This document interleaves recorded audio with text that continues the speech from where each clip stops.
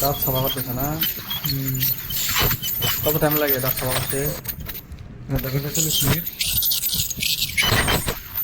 দাঁত সাফা করা বুঝি না, মানুষের ভাবে দাঁত সাফা করা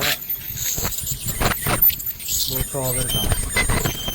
টাইম লাগে, হ্যাঁ, 1 ঘন্টা 40 মিনিট। স্কেলিং করার পরে দাঁতগুলা পলিশিংও করা লাগে। ম্যাক্সিমাম 99% মানুষ পলিশিং করে না, এটা কিন্তু বহুত বড় একটা মিস্টেক। স্কেলিং করা হচ্ছে, পলিশিং করা লাগে। একদম চকচকা হয়ে যায়, কিন্তু টাইম লাগে, হ্যাঁ, ভালো করে করতে টাইম লাগে। ওই জন্য দাঁত সাফা করার কেউ যদি আসেন, টাইম রাখা লাগে মোটামুটি 1 ঘন্টা। এই 10 মিনিট 5 মিনিট নিয়ে এসে লাভ নাই, আর অল্প খরচা হয়, হ্যাঁ, কারণ ইনস্ট্রুমেন্টগুলো স্টেলাইজ করা লাগে, গ্লোভস থাকে।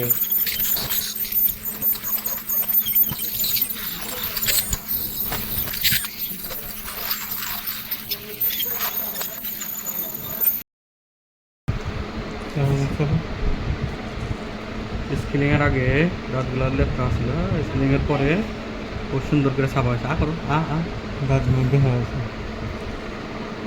ভিতরেও সাফা হয়, টয়লেট থেকে সব জায়গা।